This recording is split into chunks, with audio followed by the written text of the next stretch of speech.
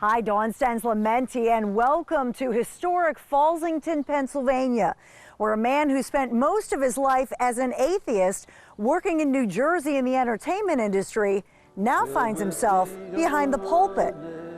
Reverend Joe Martin may look like he's been preaching from the pulpit for decades and serving his congregation here at Fallsington United Methodist Church, but less than 15 years ago, you would never have found him in church.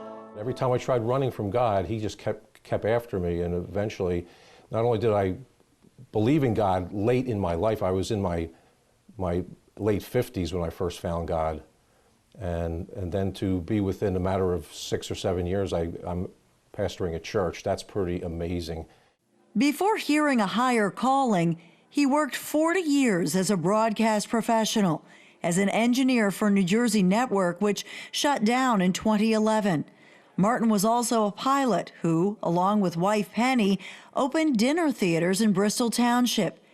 Penny told me she prayed for decades that her husband would find God. There was a time in our marriage when our nightstand would be full of Playboy books, and now they're full with Bibles and Bible studies and devotional books. One of the reasons I didn't even want to think of becoming a Christian, because many Christians that I knew that went to church every single week were the biggest liars, thieves, and hypocrites that I ever met in my life.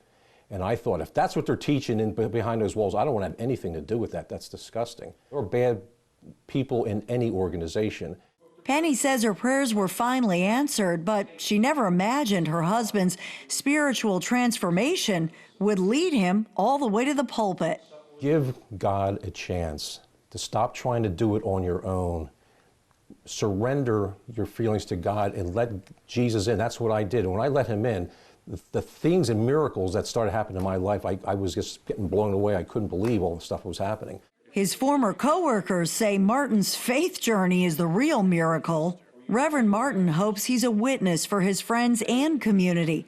He's still finishing seminary school and says his successful career in media gives him life experience and wisdom, especially when it comes to preaching politics.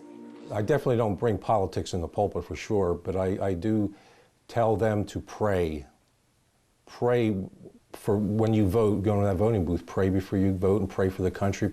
Many from this congregation pray for those battling heroin addiction, a national epidemic that's hitting many here. Jesus is a loving, caring God, and he loves everyone. And we all make mistakes, we all sin. And if you just give God a chance, every Sunday for prayers, we pray for those dying of heroin overdose. People name somebody every single week out in our congregation that somebody they know has passed away from drugs. And it's such a shame for those on addictions. Reverend Joe lets everybody know his past proves that only through grace can an ordinary Joe like him find real peace and purpose in life. I thought I was happy. I thought I was, with all the stuff that I had before God, I thought I was the happiest guy in the world. Until I found God and serving God. Now I am happier now than I ever been in my entire life. And it's just amazing. I never thought I could ever be happier. Reporting from one of America's friendliest little churches here in Fallsington, Pennsylvania, where the doors are always open. Reporting for Another Thing, Dawn Stanslamenti. Up next, Larry's commentary.